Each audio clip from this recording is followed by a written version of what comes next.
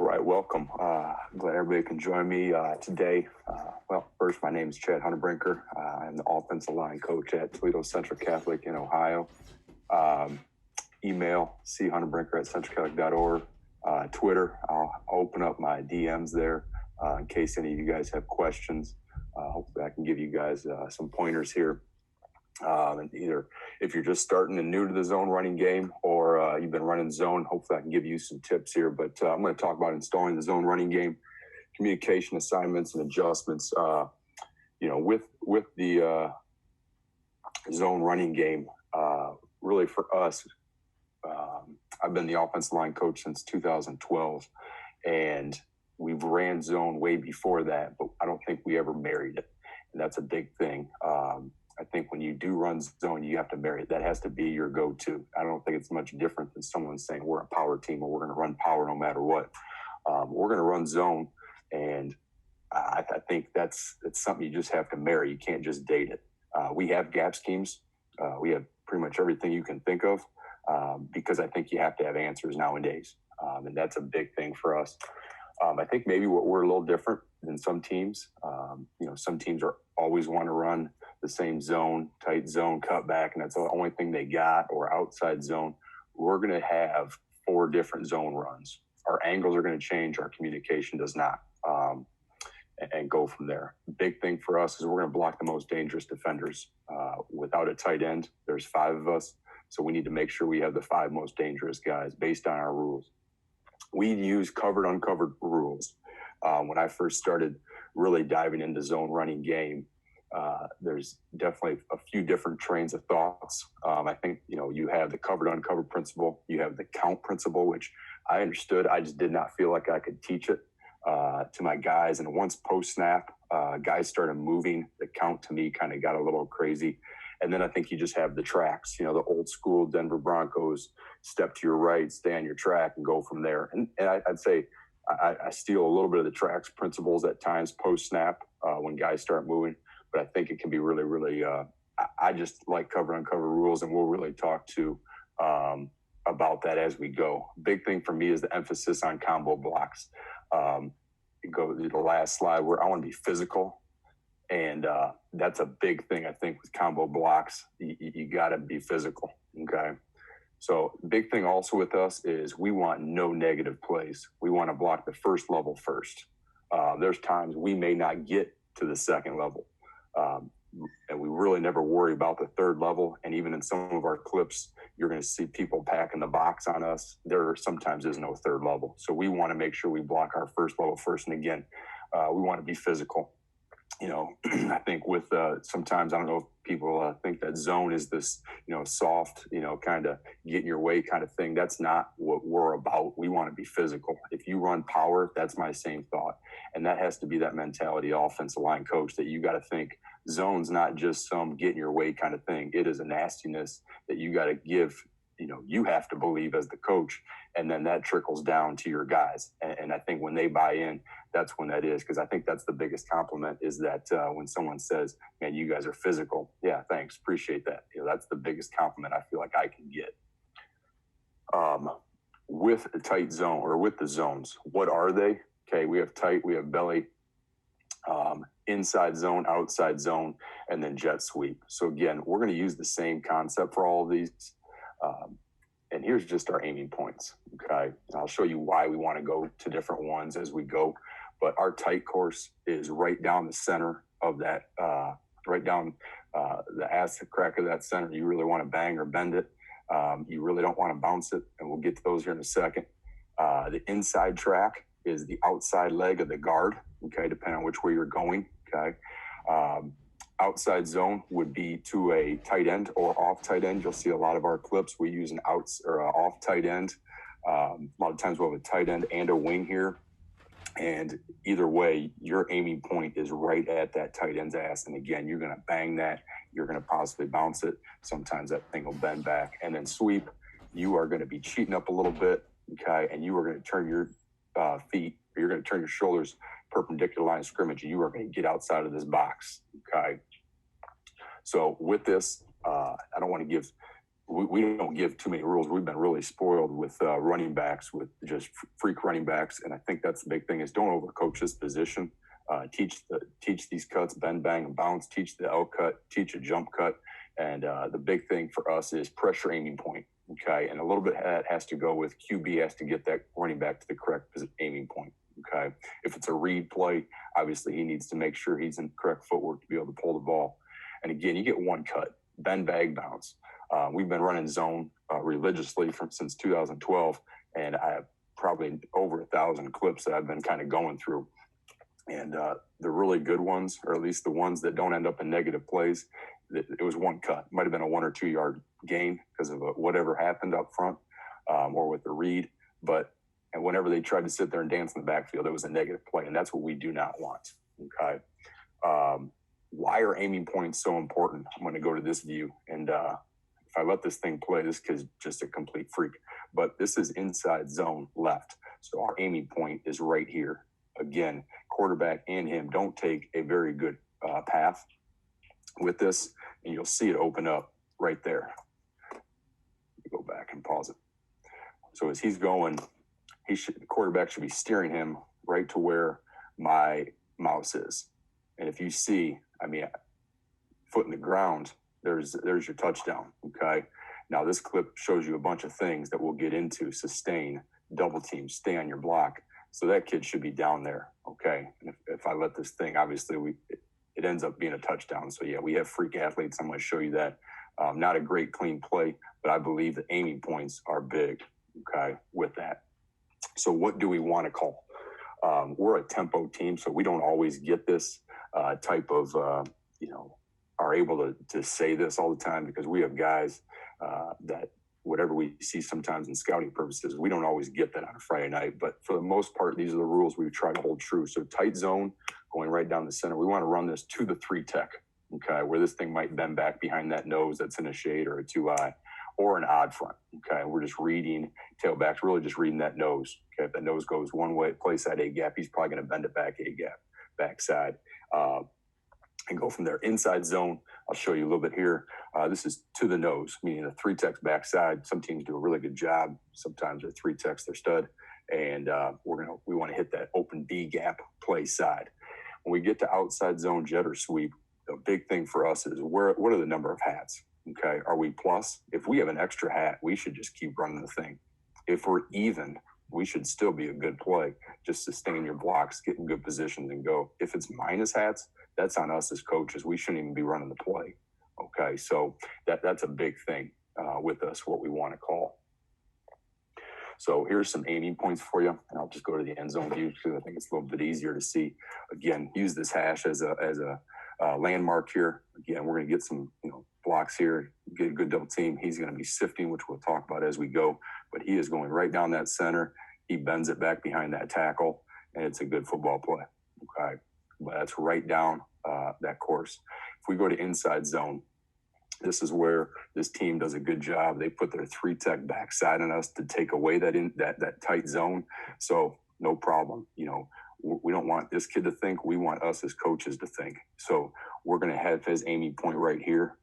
He doesn't lock onto this guy as much as I would want, and he doesn't get as much of a piece as I would look. Again, here's that look-see.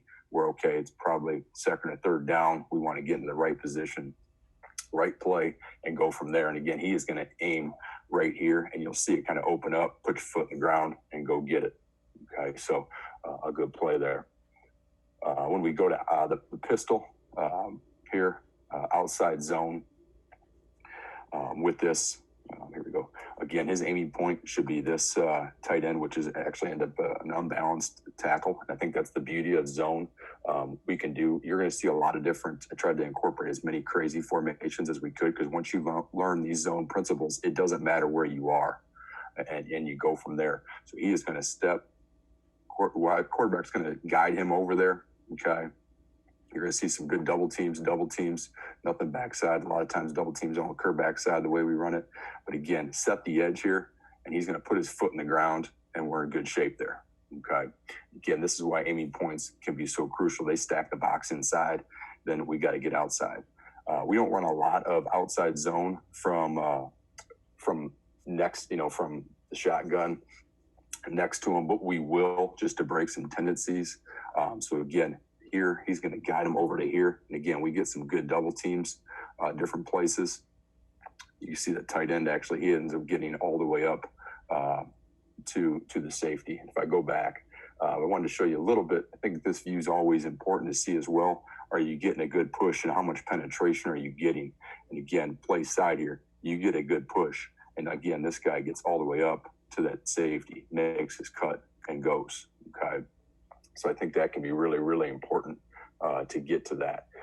We get into sweep action as well. Again, everything here is the same. We want combos. So right here, he's going to turn parallel. And the big thing, I think, as we go on our we don't really reach, okay, as opposed to, I remember, early in my coaching career, I was a D-line coach, and when you got reached, you would reach the reacher. And even our D-line, they'll do that. And sometimes the hardest block that the defensive line can get to is just a base block. So if we have him reached by alignment, we just want to drive him. And you see that this kid just pins him inside, and this gives us pretty much 17 yards from hash to sideline for our running back to do some work. Now, again, don't look at these guys crappy blocking on this guy, but you see us set the edge with some good double teams, okay, which is really good. But again, I think whenever you can get your guys into space, you're really good. So he has him reached, and now just drive him. And now we overtake, and he's able to get a little bit of second level body as well there. Again, now we get into the jet sweep action, okay, where we're going to jet him. Again, pin that guy, pin the end as best as you can. And again, do we have enough hats? You look at, this kid back here, he's going to be the one that's going to be chasing. So pin him. I'd like this guy to be a little bit more vertical here, just to pin that. But I mean, you're still talking by the time he gets out of the box, he's got half the field to play with. And that's in good shape. Makes his one cut off the running back's block, and we're good to go. If you have an athlete at quarterback, we're playing 11-on-11, especially when we get to the red zone. We got man everywhere. This guy's matched up on this tight end. We're just going to reach to drive, reach to drive, reach to drive. We might not get to that guy, but as you'll see, our guy's looking outside, and then if everything's set outside, he's going to just pin that dude in. So he's right off that. That's where I really love this running back. Hands on his butt, and boom, he'll help set that edge, and we're in good shape. Okay, so that's really your aiming points. Again, this covered uncovered as we get into it is a little bit hazy, especially when we're reaching. But our guys are really good at that. Those are just different tools you have to give them. We talk about the 5 most dangerous. This team every once in a while would had a tendency to they were just 7 guys in line of scrimmage. We talked about first level first. There's a lot of dudes here. So who do we block? Go through your rules. Okay, this guy over here, you can make a push call. Okay, that's great. But then you have 2 guys on the back edge, one to kill the quarterback and one to kill the tailback. So forget this guy. This thing is hitting here and back. So we want the 5 most dangerous. So we're going to end up hitting him. And this tackle really has an option. He could either sift and take this guy, or he could arc out to that guy. He chooses this guy. And it doesn't matter what happened. We're going to get a pull. If that guy would have came up, it would have been a give, and we would have had 6 points that way. Or since he chased down line of scrimmage, now we pull, get our quarterback out into space. Again, no second level, no third level. We're in really good shape there. Okay, so from this view, again, there's nobody out here, or there's another guy out here. I'm sorry. We just want to keep anybody from coming play side and really cave in that backside. So when we talk and we finally get to all this stuff, I just want to give you some points that you're going to hear throughout the zone talk. When we install, when I get my guys, whenever we get them this year, we talk about who before how, okay? We're going to really talk about assignments and communication before technique with installing. Now in Ohio, we can work with 7 guys at a time in the postseason or preseason, and we use a lot of that 7-man time to work on some technique stuff. So we are able to get, when we get to teamwork, we're able to do a little bit more. But for us, no matter if we're installing gap scheme or zone scheme or pass pro, we are going to talk about assignments. So I don't care if some kid has the greatest technique in the world. If he's blocking the wrong guy, he's blocking the wrong guy. I would rather have a little bit bad technique technique maybe be a little high than be blocking the wrong guy. Okay. Now, I will kind of go with this. I'm a really big stickler on your footwork. Your footwork will always get corrected. And we'll talk about a little bit of the rules as far as with those footwork, but assignment and communication overrides technique. I want to hear guys talking about their combos. Toolbox, for me, learned a long time ago, and these are just techniques given over time. You know, everyone has in their toolbox a hammer and a screwdriver, meaning everyone's going to have to learn how to drive block and double team and pull a couple different ways. But sometimes a senior is going to have more tools than a sophomore. A 6'5", 280-pound kid is going to have different tools than a 5'10", 175, pound tackle. It's just what it is, and that's okay.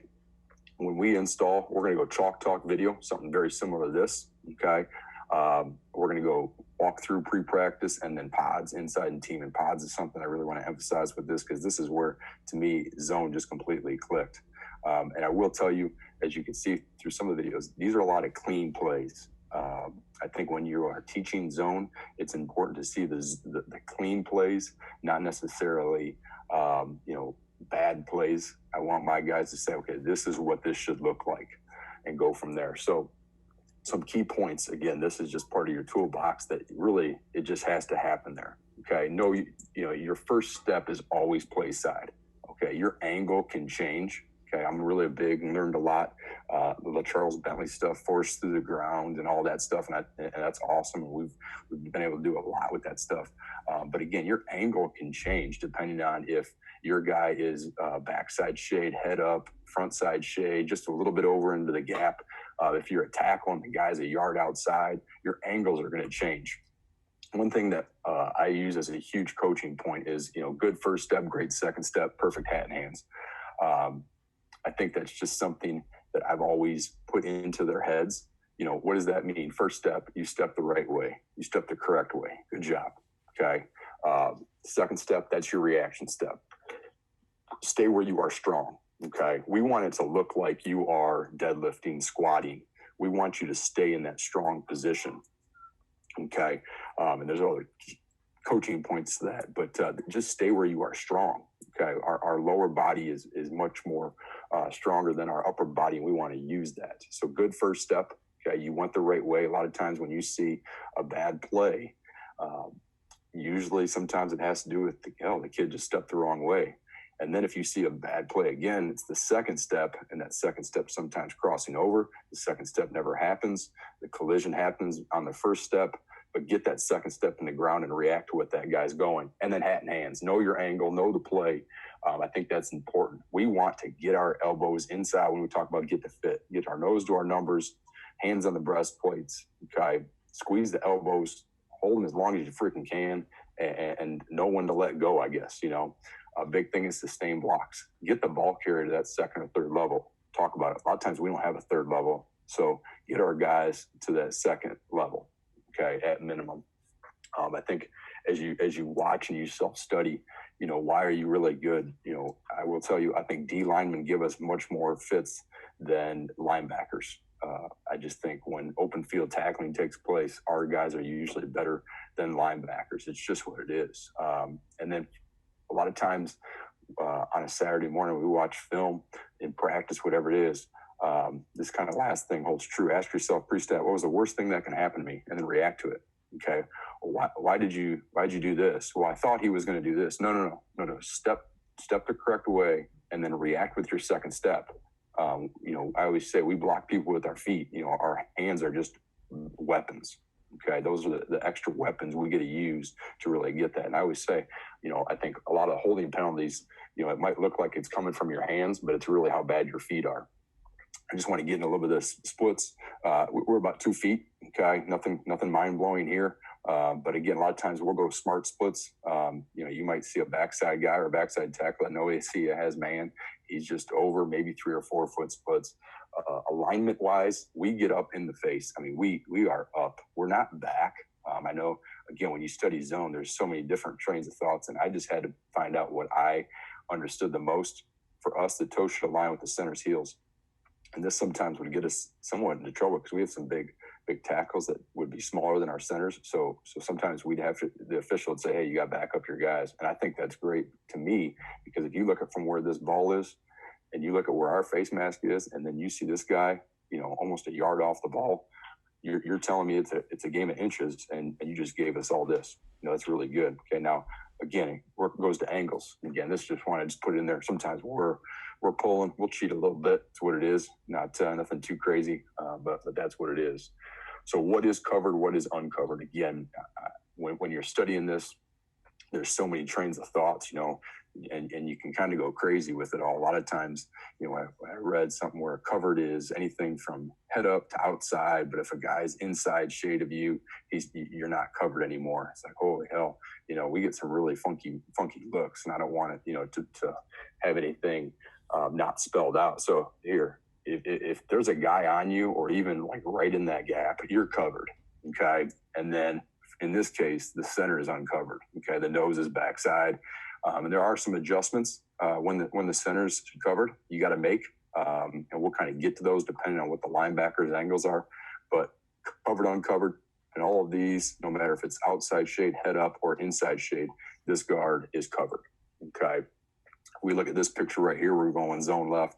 We got a covered guy on this tackle, okay?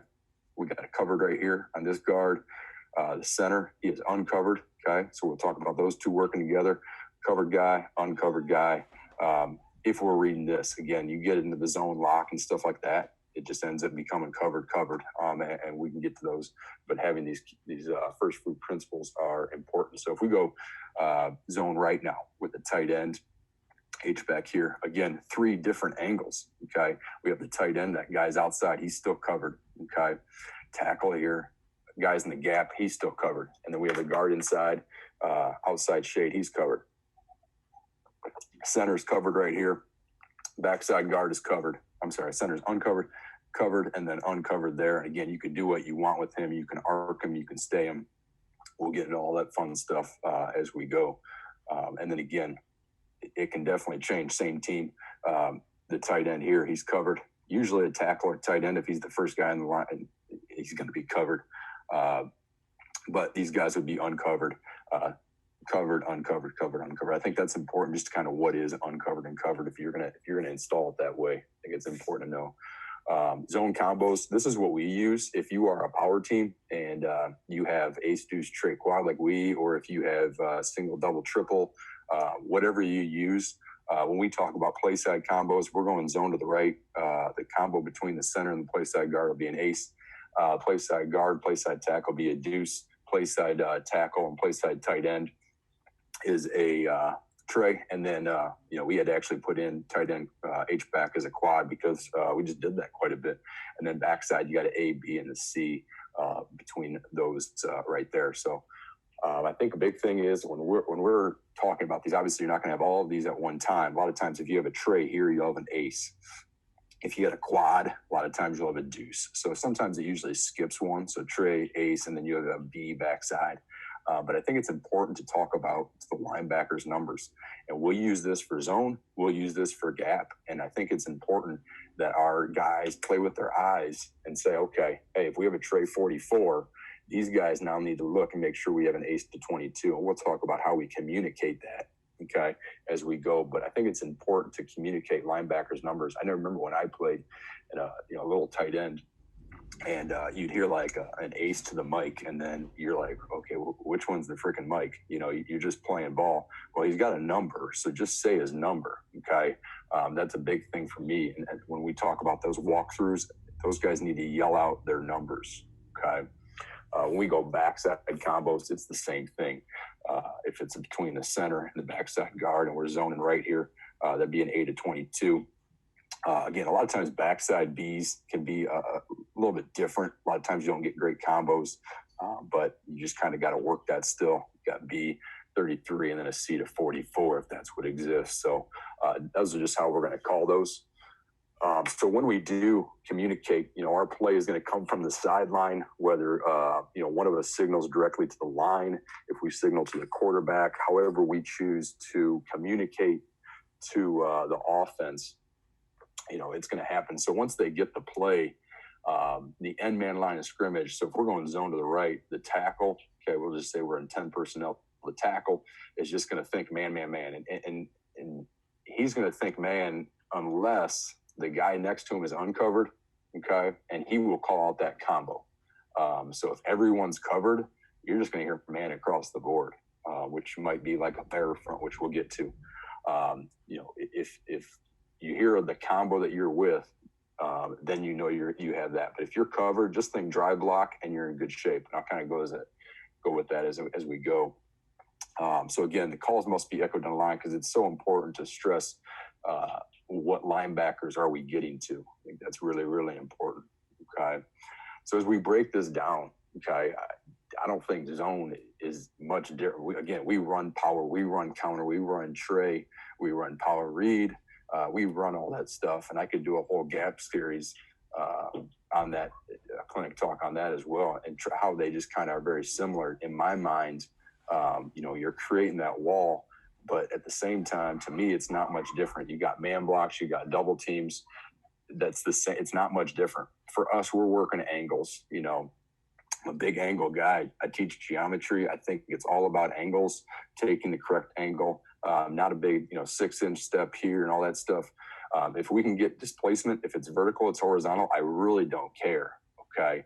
A perfect double team to me is we take that defensive lineman and shove him to that linebacker's lap and call it a day. It's probably a good play. Big thing is train our eyes. Okay, we have pressure keys, we have visual keys. In a perfect world, we want 3 hands on the defensive line, 4 eyes on the linebackers. Okay, so if we break this down, a lot of times if you're able to see this end zone copy or whatever copy, a lot of people will see this big picture right here. With a 4-2 box. In my mind, I break this down to a single, okay, dry block, and then 2 double teams. So we have a man, and then we have an ace 33 and B44. And if you see, this is you got to teach a dry block. Everyone teaches a dry block there. You can do that. Now, double teams, these are identical double teams. Okay. Now, again, this guy can shoot here. This guy can come here. This guy can come here. That guy can come here.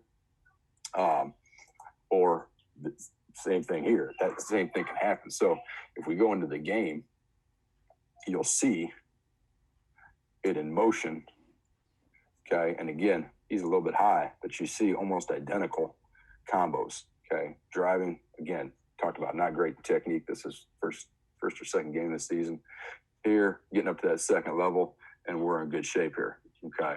Going down, bending it back, reading that defensive end, and we're in good shape. Okay, he fumbles the ball, but the zone blocking was pretty good. So we go zone left here. Okay, and again, you're going to see something post-snap after this play that you just have to react to. So again, we got a man, we have an ace to 33, and then we have a B to 44. And again, these are different double teams, different pods in my mind.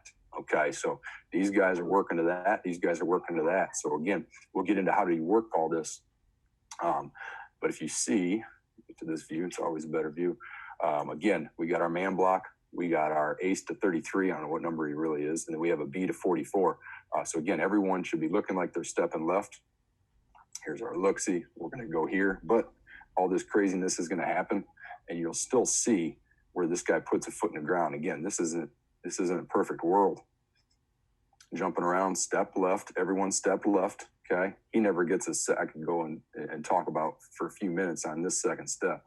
Watch his second step. It never gets it in the ground. Okay, the biggest rule for this guy, play side tackle, is do not let that guy cross your face because he could really disrupt this play.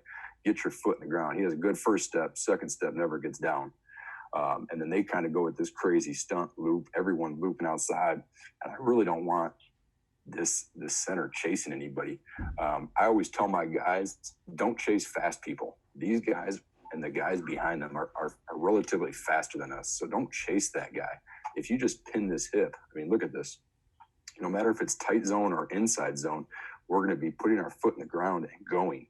So if we had this guy pinned right here, okay, we're in really good shape. But this kid kind of comes off and starts bringing that guy down. So I think that's just some key things that have to take place. So we go outside zone. Again, you might see this, we got a bunch of guys in the box. Okay. We have a lot a lot of guys as well, but we're going zone right. So here's a trade of 55. We got an ace to 44. We got a B to 33, and you can sift this. You can step B, C gap in this case, or whatever you want to do, and go from there. So these guys have a combo to him. These guys are comboing to him. These guys are comboing to him. Very similar combos and pods right here, as opposed to that one. Okay. So when we get on the tape real quick here and go to this view, again, aiming point is right here. We should see some combos. So again, I think it's important to see the combos on film. Back up a little bit more. So we are right here. Again, that's not great technique here, but the hips should be a little bit closer together. Those two getting up to that, and we're going up there, put our foot in the ground, 6-7 yard gain. We're in good shape. Again, get him to that second level. So when we talk about pods, we are talking about 2-on-2. Okay, you have your dry block, and then you have your pod, you have your double team. So we have 2-on-2. These two guys or those two guys, and they can be in a lot of different types, right? So when you are scouting all that on a Friday or on throughout the week, you have to figure out what pods do I need to work. And we work these Monday, Tuesday, and Wednesday. These are big deals to us because, again, if you are going to block zone, you have to use the time how you're supposed to use the time. If you're going to sell into zone, you got to make sure you're using your time efficiently. So what pods will you see? We won't block all of these pods on an everyday basis, but I think it's important that you really look at these. Okay. Again, in high school, we don't get this angle for the trade, but I think you can get a decent idea even from the wide copy of what type of pods you're going to have. If you play the same teams over and over on a yearly basis, and you do have that end zone copy, I think you have that capability of that end zone copy. You can see that pod almost year in and year out. So again, you see here, head up almost, maybe a really tight inside shade over the top there. This guy's walked up on line of scrimmage. Similar combos here, but again, it's got to be a little bit different than those two. Here, we're going zone left here. We got that meat hook here, which we'll get into outside shade. And so he's going to have to meat hook up there, and these guys are going to combo to that guy that's outside. And then when you have a tight end and an H-back, it's important to figure out where is that defensive end. I think whenever you put that tight end on the line of scrimmage, you can definitely have all kinds of different fronts. So a lot of times we've learned, we've gotten a little bit better at not necessarily always having that guy on line of scrimmage unless it gives us an advantage to move him off, and then all of a sudden he comes into a 5 technique on the tackle. So this is the drill that we do. Like I said, Monday, Tuesday, Wednesday, a minimum 5 minutes. And in the summer, we're doing these with 7 guys. So a lot of times we'll have a group of 4 here and a group of 3 here. And if you do have an odd number, you don't have 4 in every group, that's okay. When I go to different colleges, you'll just see their first progression is just the first level with no linebackers. And we'll really do that with young people, the young guys as well. Or if some guys just struggling, they want to race to that guy. Again, we want to take that guy and double him up to that linebacker. So here's what the drill looks like with one guy or with one pod. Again, you'd have multiple pods, and I'm going to be back here. And again, you should see exactly what you're going to see in a game. We get to fit there, throwing his hand there, and the linebacker's downhill.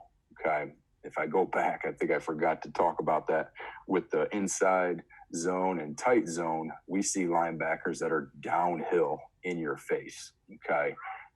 If you see outside zone and sweep, you're going to see those linebackers fast flowing, and you're going to see that in the drill. That's why it just kind of reminded me of that. So you have to see what kind of linebackers are there. And go back to what I said too. Don't play with fast people. If that guy flies out of there, there's probably another dude coming over here as well. Hopefully show you that a little bit on film. So we're going to work all of these pods. And as we go, you're going to see me in the background just kind of pointing these guys that way. He slants across his face. And again, this clip's about 2.5 minutes. So as they come on back, and again, they would go 2 reps, and then those 2 guys would go, and then we're going through pretty much the same thing. But these guys don't see where I'm going. Now we're working a stacked look here. So going outside, going there. Okay, bringing them back. Again, this is somewhat rapid fire. I think you can get a lot of different reps, quality reps in a short amount of time. Again, after those two, the other two would come back and they would go. And I would say in a 5-minute period, we get quite a few reps. So now we're going inside shade. And I think I'm going more of an outside zone type of deal. So again, you should see a meat hook here, right foot, everyone's stepping right, 3 hands on the down guy, and then working our way up there. So I think this pod drill has really been what makes our zones really, really good. It's just 2-on-2. And again, it's not just, I really want, if I go back to this drill right here, these are a lot of dudes. There will be times, in the season, there will be that many guys, 16 guys getting reps. And do I see every single person? No, but I'm able to stand somewhere and see a lot of different feet. And then as I blow the whistle, all right, are the guys on the right pods, or did this D lineman come through? You can usually see kind of where the mistake was. If you just look at their feet, you're going to probably see exactly where the mistake is. Okay, and again, by no means is this full speed, but you do want to get it up to as much game speed as you can. If you're going to have an H-back or a tight end, you got to work that. So again, throws his hand to this hip. Okay, I'm a big get your hand to that hip guy, because I think you can move guys with their hips. I think that's really good. He does a good job of staying square, staying where he is strong, okay, and really good stuff right there. So hopefully that pod drill makes sense, because I really think that's a huge deal. So let's just get into some fronts. And again, you should see a push, okay? Again, you see us on the line of scrimmage. I mean, this guy's back a little bit, okay, which we don't want that. He should be up a little bit more. But you see right here, and that forces these guys off the ball, okay? So in my mind, I really like that. So we have no penetration, okay? Again, you're going to see some bad technique at times. And this is even week 13, so it's what it is. But here, we're going to be reading this guy. So again, we have a combo, or we have a man here, and then we have an ace to that guy, and then we have a B here. You're going to see that guy fly out. These guys do a good job of not chasing, and really just I'd like him to even stay on that double team more. But he sees a linebacker coming up, and you see our cutback lane right there. Again, 72 just needs to make sure that guy does not come across his face. That's a big thing. This guy wants to go out here. All right, go ahead and do that. We're in good shape. We'll take a few yard gain right there. Okay, so that's going to the 3 tech. And again, I'll try to show you some different things. Once you have the zone capabilities, we installed triple option this week versus this team. They had a guy right here. We still wanted to be able to run zone. And then we had a triple option aspect. And again, we installed it the same week back here, because these guys are, we're really good at zone. We get to the end zone copy. So again, we got a man here. We got an ace to that guy, and then we have a B here. Usually you see a better combo with these guys front side than back side, depending on the technique and alignment of that. So again, you see that guy, 3 hands there, working a good angle. And again, we're going to pull. 15 was really active this game. I think even if they gave it, we're still in decent shape. Probably not as good of shape, but pitch off that guy, and we're in good shape. That's fun football. It's triple option, just blocking spread, though. They're blocking zone from the spread. So here, we're running it to the 3 tech again.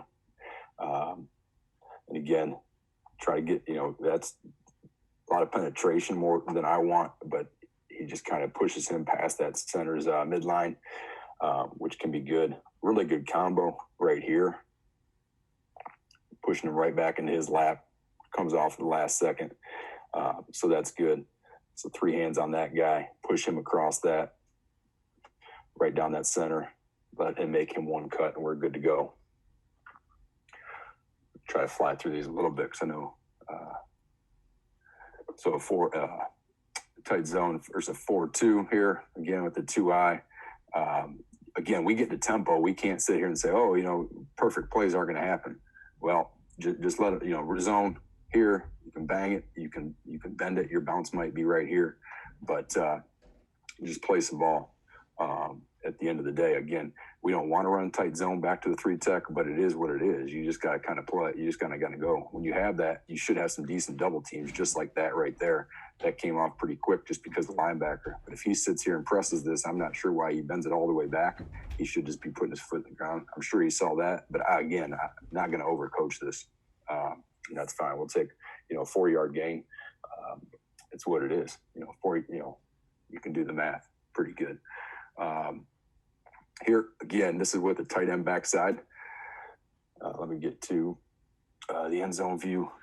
And again, you're going to see this is to the 2-eye here. So, our normal rules will put him here, but you know what? Especially with the tight end backside, just put it right down that center's midline, and good things will happen. So, again, we see a decent double team here. Try to pause at the right time. See a double team here, man, ace to that, B here, and we'll just make a stay call, okay? Just make a stay call. So he wants to just cut this off, and you see this guy took himself out of position. So you're going to see us just kind of combo, and 65 does a really good job of just seeing, I kind of said, why'd you come off? He's like, well, I felt Gio overtaking, so he overtook him, and then he just worked his way all the way up to a safety. We never really want to get to third level, but we do, and he gets in there untouched. So, we'll take that. So again, once they understand that concept, we're in good shape. So again, talk about when we can do some cool things. We're going to have that kind of the orbit motion back here. These guys are running zone. This defensive end's really good going to Penn State, so you just kind of had to read them sometimes and go from there. But, you got different things outside here. But once your principles of the zone hold true, you're in good shape. So again, perfect world. We want to be able to run, to the 2-eye. We want to go out, inside zone, but it's tight zone. It's what it is. So man here, we have a combo to there and a combo to there. You see cut back right here. And again, 5-6 yard gain. We'll take those pretty much every day. So getting to more of a 4-1 box. These guys are, we run a lot of slants backside. So they try to protect that. We run bubbles over here. They try to protect it with him and all that stuff. So we'll get all kinds of boxes. You see this one they end up throwing. Let me go to this one. So again, we're not going to worry about him. We're just going to here to there. Then again, he should see 21 outside the box a little bit, not be in a huge hurry. And you see it, in my mind, if you see this over here in a perfect world, we'd want to go inside zone here because that puts us in a really good spot. Okay, right there. Even this guy, he's coming upfield. He folds in. Okay, it's what it is. That guy can always sift play side when you get to a little more advanced stuff. We get to a 3-3 stack. This team was really good. Might have been one of the first plays of the game. This guy, when he would really try to lock on to our tackle. So really our guy should be sifting up to that. He crossed his face, so we give it, and we really don't want to bounce this thing. But at the end of the day, let your running back just run. I mean, if he makes his jump cut and he makes something happen in space, what are you going to do? If you go to the end zone copy, there's not a lot of area for him to cut back or anything like that because they were locking this on. If you see, this is not meant to be zone lock, but if you want to get into the RPO world and all that fun stuff, this right here, we lock it. If you quarterback can read that dude and you can replace him right here with a stick route right here or a slant behind it, okay, that's a pretty good window right here to run an RPO. And you know what? There's even a world if you wanted to, lock him, double there, read him. He folds inside, quarterback just keep it, But again, this was maybe the first play of the game where they did a good job of doing something a little bit different. Team that we played 3 or 4 straight years did a good job of just locking up on our guy. And you could see him just trying to bowl him back. So here's another 3-3. We go a little bit of unbalanced here. I think that's always a fun thing to do versus a 3-3 stack. Gets them out, get your good angles. Again, in a perfect world, should we be going to here or there to there? This is a tight end here. So he doesn't have a ton of rules because, he's not always in that position. He ends up going here, and then combo there. And then we should be comboing here to there. he kind of arcs out. We might have had some kind of call there, but we don't even get to 4. Okay, and you see, quarterback was told, "Hey, if this space is open, just go." And he pulls, and we're in good shape. Okay, he gets out the gate. Get your guys into space. Really can't emphasize that enough. I think that's a big thing. Again, we see a lot of different fronts. So here's an odd front with some 5s. Come on, internet's struggling. But again, you're going to see in our world, it's not much different than a stack. If we're here to here, talk this out. What are you guys seeing? Hey, we're going to man this, because if those guys were stacked, you'd combo to him, but we're going to man. We're going to take that to there. Okay. And again, it's what you want to do with that 5 tech, that 4-eye. And we arced him. Okay. Gives our quarterback a clear picture. Does a good job of pressing that outside. Get the quarterback into space and have your wide receivers block a little bit, and good things can happen. So there. A lot of times, a lot of these talks I've been listening to with this whole craziness going on, people talk about, what do you do against 4 eyes and bear? Okay, for us, this tackle's really good. He's playing at Ashland, and he was really good, and it was still tough to move that guy. So what we're going to do is we're going to lock him here against an odd 3-4. These guys did a good job. 4 eyes, I think, are always tough, but it got easier when we don't block them. So we're gonna put him on him. We're gonna combo that deuce to that guy. We have an A there, and then he's gonna arc over to that, and we're gonna read that 4-eye. I think just it gets pretty easy when you lock him on there. Again, get your quarterback into space. If you got an athlete there, get him into space. A lot of times that's who you want to run the ball anyway. I think he misreads this one, not in good position to pull the ball. But we found this formation, and we lived in it for the first half. And again, quarterback should be pulling this. Again, combo is very similar. Again, if you look at the deuce to the right here. Come on. If you look at this, we got a pretty good combo there up to that guy. We should pull it. We come back next series.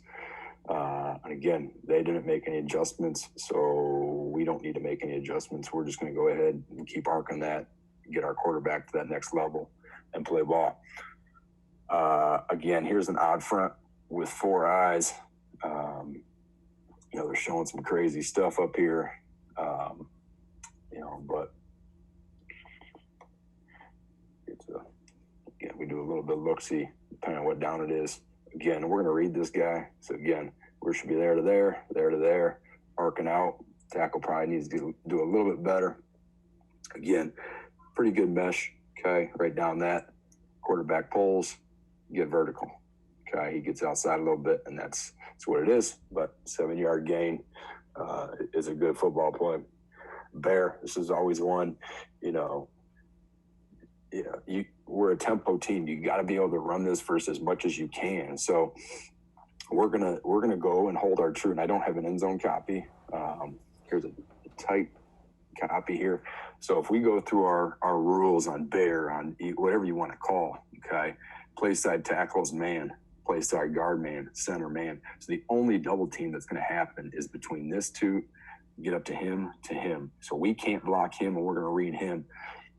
And this tailback, if he were to bend this thing where he should, it should be a whole lot better play.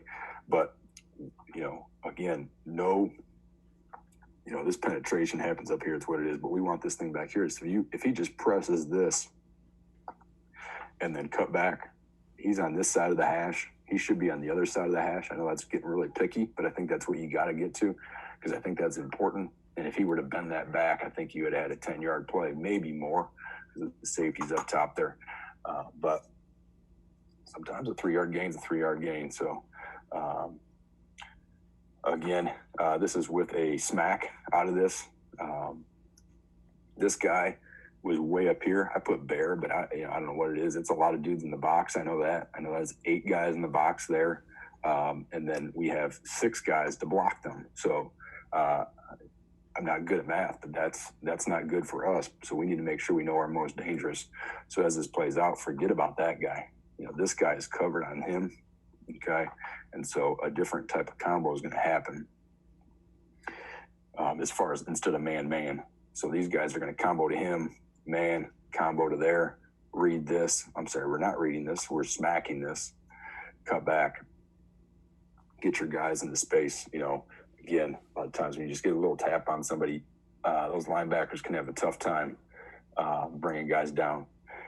With this, when you go tempo, you just get, I don't even know what the hell they're in, right? They're still getting a call from the sidelines. It's not good. So this is sometimes where that tracks things talk about. Just step to your right, and whoever gets on your track, just take. And it's probably still going to be good for us. So again, I don't know what they are, but everyone's, if you look at it, almost stepping identical, okay? And, this guy could probably just hang out over here. He's kind of getting away, okay? But he does just fine. Put your foot in the ground and go get a 6-7 yard gain. That can be really good. Again, we see a lot of different crazy stuff. This is just like all the dudes in the gap. It's 1st and 10, and this is the look they gave us. You'll see, pre-game, hey, we worked this ton. We just call those wedge. So everyone's just stepping inside, okay? Stepping inside. He's going to stay, so he's going to come back here, just gap everyone in. Don't allow anybody to penetrate. There's your cut back, jump cut, put your foot in the ground, go get it. Okay, so you got to give your guys a little bit of adjustments because, again, I don't know what that is on 1st and 10, but it is what it is. This was a fun formation. These guys really weren't ready for, but we just called this rain because it's just dudes in every gap.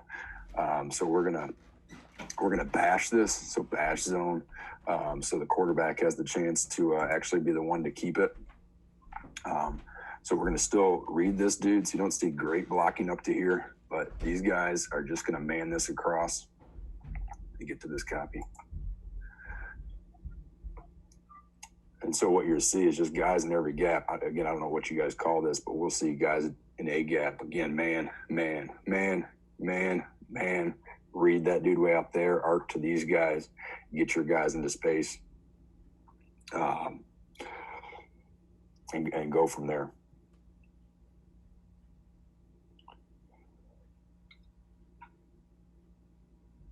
Again, really don't want to pull anything. We do run some power read stuff. At this point, though, we didn't want to pull anybody. We just didn't, if you want to try to cut that dude off, that dude had a really good get off. And so just zone it, okay? Get guys in gaps.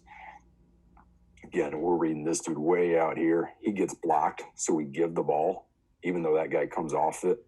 If your read gets blocked, give the ball. But get your guys into space, and good things happen until they fumble the ball a little bit. So again, packing the box here with this rain type of deal, guys. Again, here's our read. Sometimes you just got to race to the edge. Arc all this. You see a little bit of a cutback lane. If the quarterback would have pulled it, we could have been okay, and go from there. So again, we're reading this dude way out here. Quarterbacks, you could tell his eyes are not there. So he's kind of probably, already in his mind giving the ball. But again, when you get your guy into space on a defensive end, I think you're going to probably be in good shape. Some inside zone. So that's tight zone. That is probably the big staple for us. And then when we get into inside zone, you'll see the bubble right here. So I think it's we just want to run that right into that gap, and you see that's where we are. Okay, and that's a good play. This might be even a better view from this end, from this top. You see that they're giving us this B gap. So we have a deuce to that, an A to that. I'm sorry, a deuce to that, and then we have an ace to that guy, and then backside just getting that 3. Get your guy to that second level.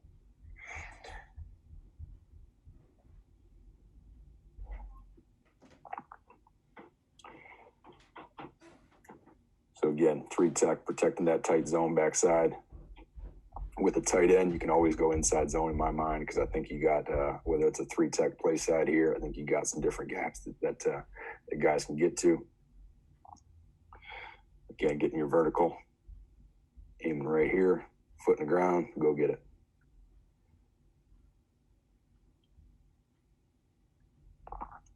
Again, with the tight end here, you'll see this is a good formation we found. These guys kind of wasted some guys out here.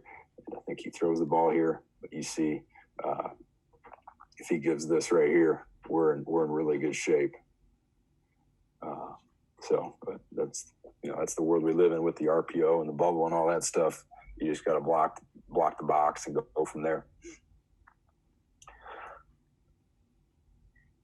Again, this is where he dances a little bit in the background here, in the backfield here, which I think we just got to be really careful. But again, his aiming point should be right here. It should steer him really right to that open gap.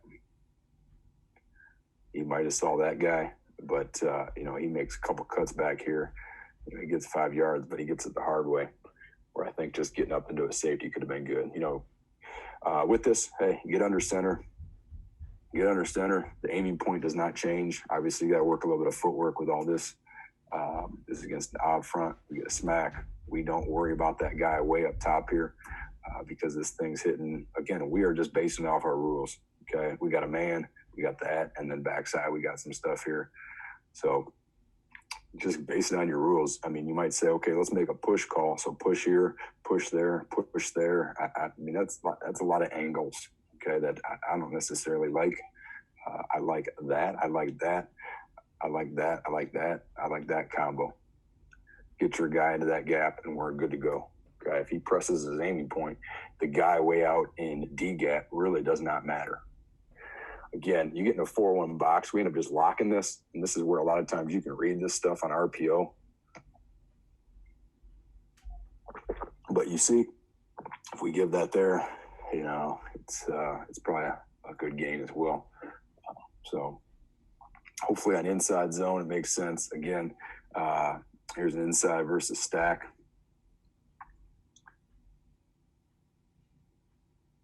Sorry about that.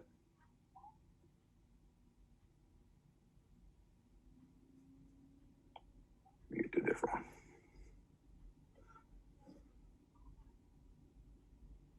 All right, going to outside zone.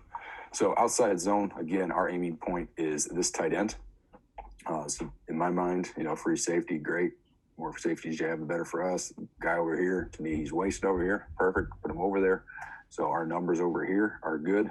We block that. We can block that. We can block that. So get our combo as best we can. Press that aiming point and put your foot in the ground. That's a safety coming up and making a play. We can't account for him. So good play. 5 yards, we'll take it. So again, these guys are going to combo to that. These guys kind of combo to this, but end up getting in 39's way and just kind of getting some decent combos. And that's what to me, it's what it's about. 39's not in a great position to make a tackle. So going from there. Here is a bad aiming point. This is, I think, the first play that we had on offense. We want outside zone. We want this thing hitting here. He kind of bends it back in. And just wish he would have just pressed his aiming point, which would have put him out here and had a good combo here. Probably would have bounced this thing. Before was a hell of a player, so who knows? But that's a bad aiming point on outside zone.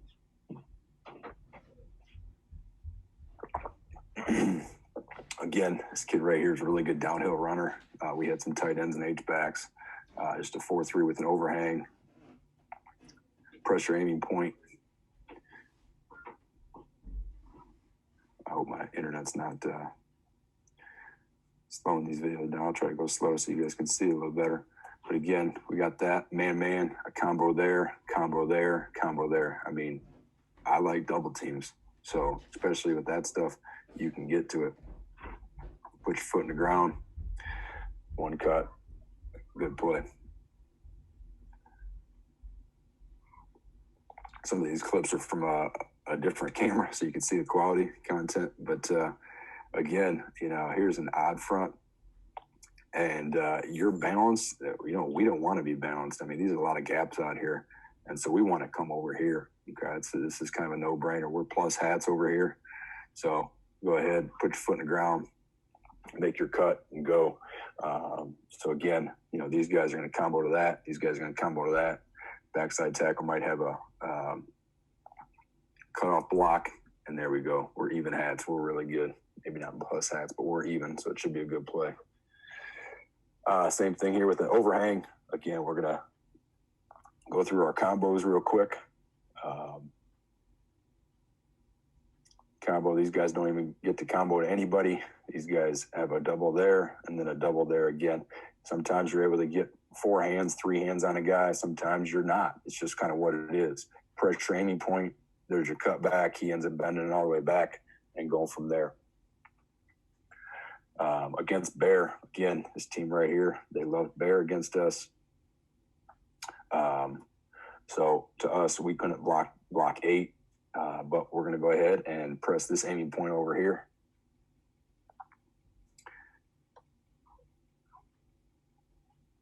Again, here's our combo here. Boom, press it, send him the gap.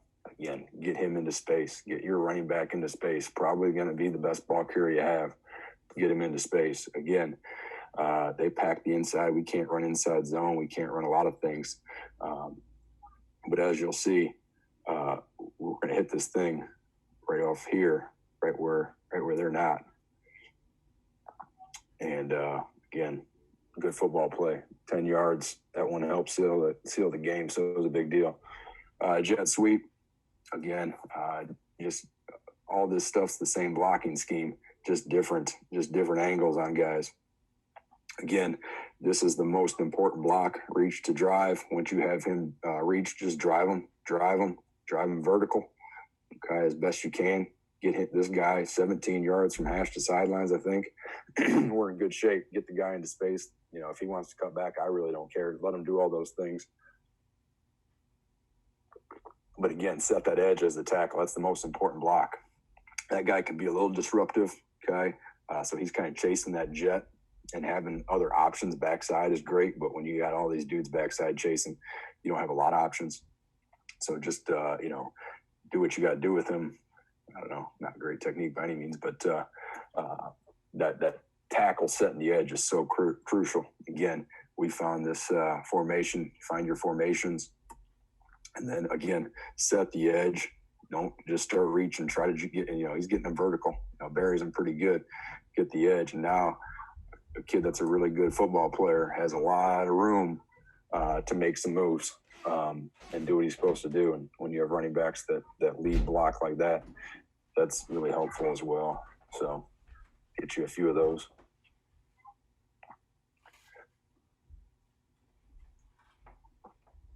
Again, just trying to kind of put this in because I think it's a pretty cool formation.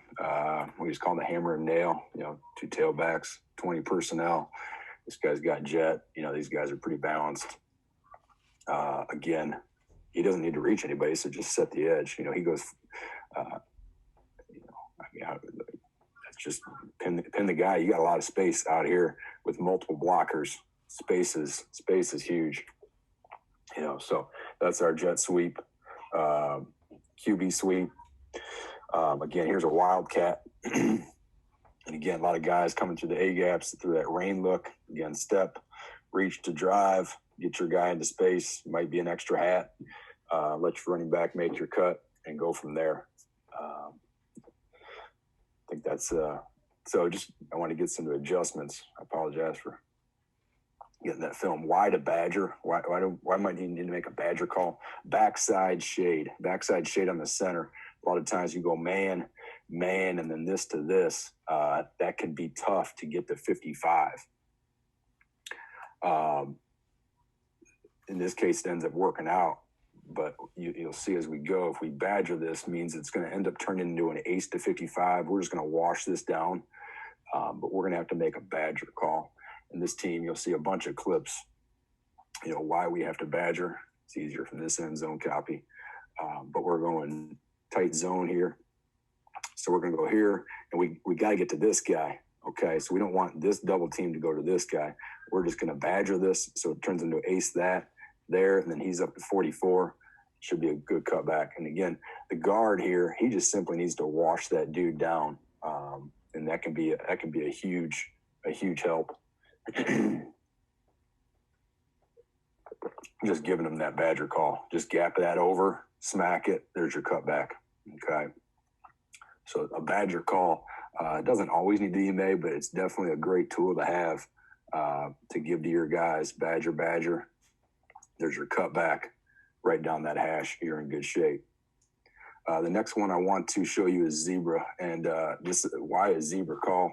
Because again, when that center is covered, some things can happen. So over here, a little bit different look here. We got 3 tech here, and again, pretty good numbers here. This tight end's kind of extra hat. These guys are going to combo to there, and then does this combo go to that or what? But you'll see a really good stuff by this defense. They slant here, bring him here, and they just disrupt our play.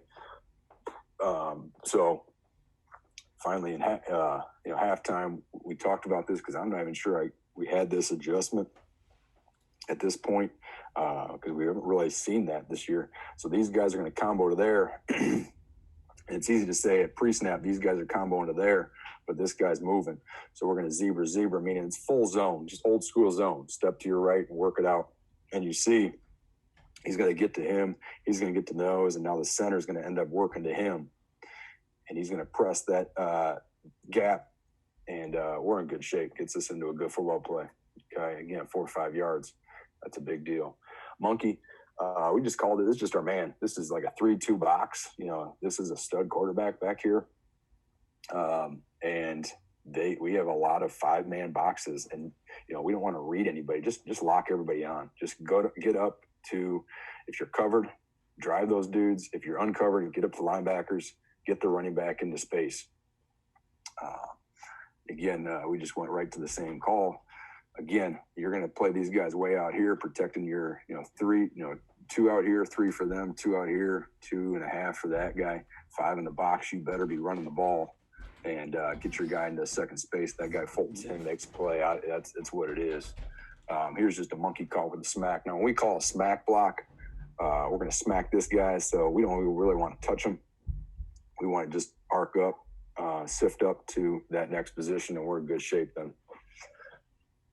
Kind of hurrying a little bit, but you guys are more than welcome to email me or DM me on Twitter. I'll get you guys all these so you guys can break these down and then ask me questions as we go. Again, here's a 3-2. We end up throwing this, but you see if we give this ball, man, we just monkey it. And that's just usually something the center will call if he feels like it's good. It's definitely something. So toolbox, we talked about that. These are things that, to me, hopefully you learned a little bit from that installing the zone running game. These are just some toolbox things I think you have to have, okay? When you're a man, you got to be able to drive, and then if you're going to be that outside zone or sweep team, you got to reach to drive, and then you got to be able to sift if you're by yourself. Combos, we got covered rules. You're going to drive him.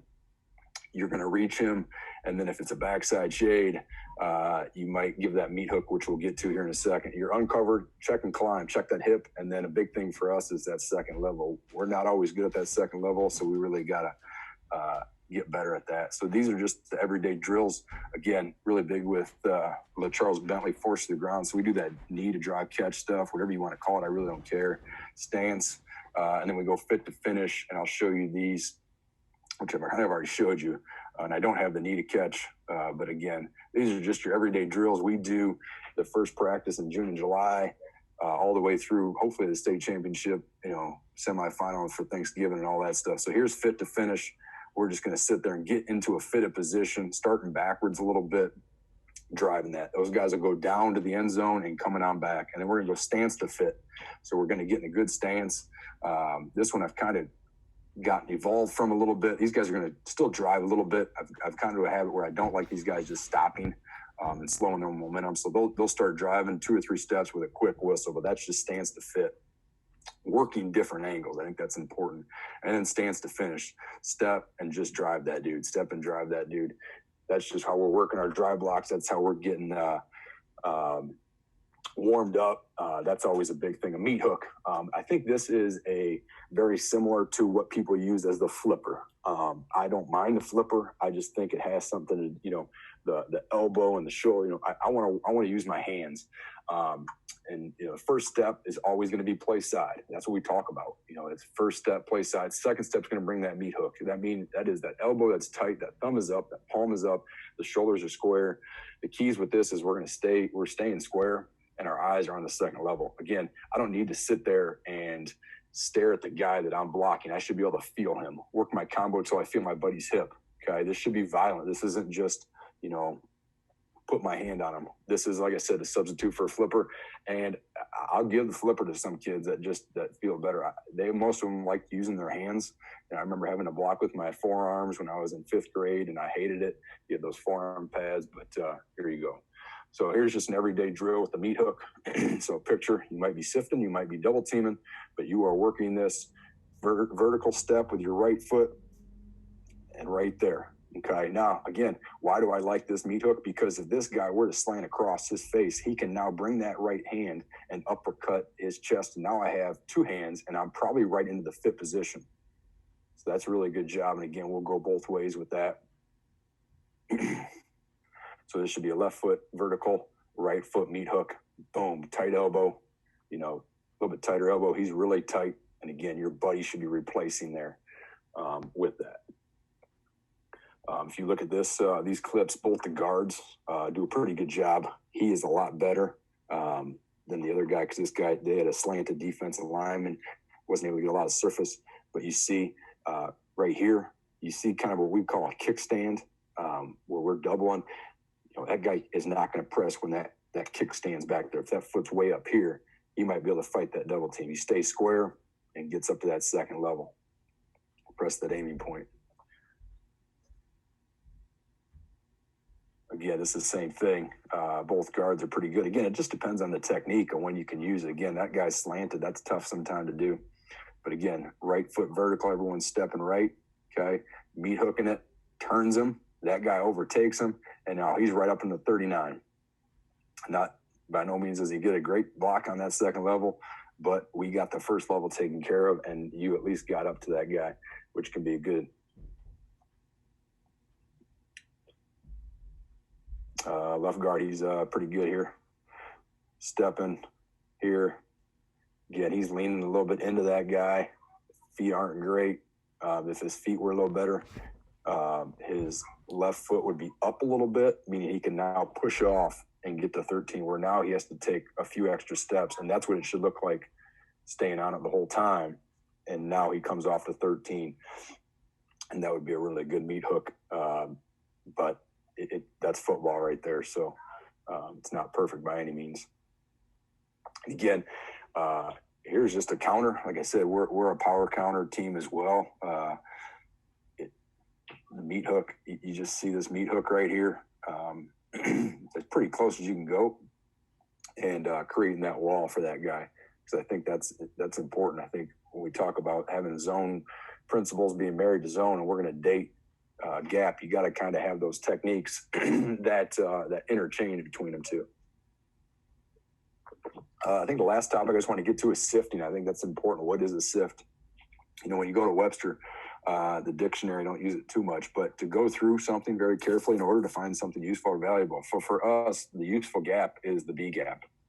So when are we going to use this? Usually it's the backside tackle, and we're going to use that meat hook technique. I will tell you, there are times, because of defenses that we see, the front side tackle, he may get a 5-tech and an outside backer, and if the guard's covered, he's got a different combo, and they play some game on the edge.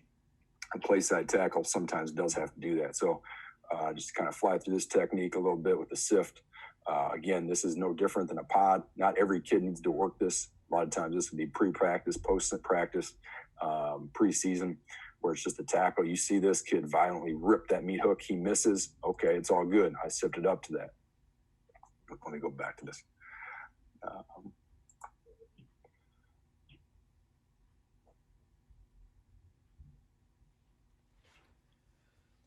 Working your different angles. So again, same thing there. But again, if you were to cross his face, it's what it is. So you'll see this left tackle right here. He sifts it up there. Okay, they kind of slant it. He just sifted it. Which one is the B gap defender? It ends up being a linebacker. So we're in good shape. 82 wants to fold back in. That's what it is. But you see this pretty good view right here. Just step, B gap defender. We're in good shape. Always like watching other levels. This kid's really obviously really good. Step vertical. Meathook it. You can tell his pressure key here. His eyes are right here. And we're in pretty good shape right there. So that's what I have for you guys. I really hope you guys were able to get something out of this, whether you are already a zone team. I gave you a couple things that you might be able to use, or you've never had zone before in your life and you just want to learn more about it. I really hope that I was able to give you something. Email is a good way to get a hold of me. I'll open up my DMs because I'm not a huge Twitter guy, but I can be if need be. Just Coach Hunt _Hunt _ CCHS. Hit me up. We could talk ball. I love doing this. Decent amount of free time now with everything, but all the cool stuff that you can do with your H-backs and RPOs. Like I said, once you lock that backside tackle, you can do a lot of really cool stuff. So again, coaches, feel free to contact me about anything that you saw here. And I appreciate the time, guys. Hope you guys are all staying safe and healthy, and we'll talk to you guys soon.